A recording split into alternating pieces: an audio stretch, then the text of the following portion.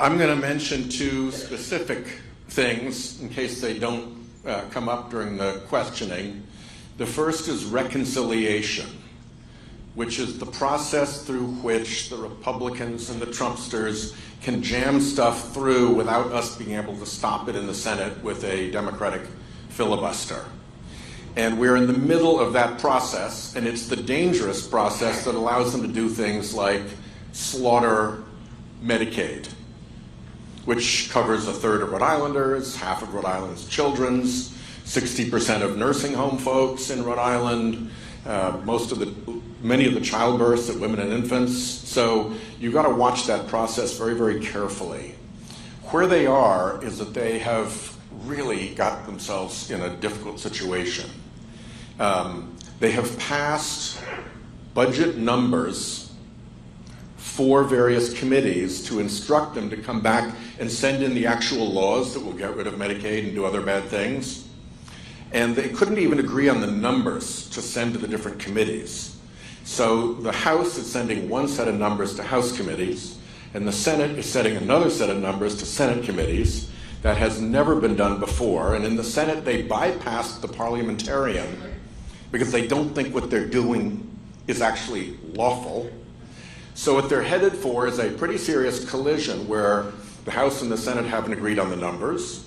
They haven't agreed on the language that they're going to have to draft to do all this damage. They have tiny margins of 4 in each House. And they have a parliamentarian who's probably going to rule them out of order, which means that they'll probably then have to overrule a parliamentarian, the so-called nuclear option, all of which puts immense pressure on the Republicans who've over and over again said they don't want to do those things. So watch that reconciliation process carefully. We're going to be putting every possible piece of pressure on these Republicans so that they can't get away with that stuff. And you being here tonight is a signal and a symbol of what is happening across the country. And they're seeing it in Republican districts as well, where they can't even have town halls anymore because they've annoyed people so much. So being here matters. Thank you. The second thing is that Trump is kind of a dazzler. He likes to shock and titillate and annoy and outrage, because he has figured out that to win the political debate, you can win the narrative, and to win the narrative, you win the attention war, so everybody's always looking at you. But let's remember that for all of his failings and defects, behind him he has that same crew of creepy right-wing billionaires who brought you climate denial, who brought you a captured Supreme Court, and who brought you an American politics polluted with massive amounts of dark money. That is a baseline that we need to remedy as well. And the thing I'll close with is watch particularly the climate denial stuff. This guy saying that climate change is a hoax? Yeah, not.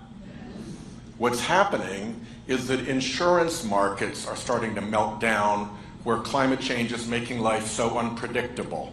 Florida is probably the worst. It's in full meltdown. That is, in the movies, they say preview of coming attractions. Florida is our Rhode Island preview of coming attractions. So we're going to keep fighting to make sure that this climate denial stuff stops. And to get that done, we've got to completely go after this dark money operation that is running the climate denial fraud, has captured the Supreme Court, riddled our Congress with unlimited dark money spending and all of that. So we've got the Trump problem, but we also have the creepy billionaires problem, and we're going to fight both of them. Thank you.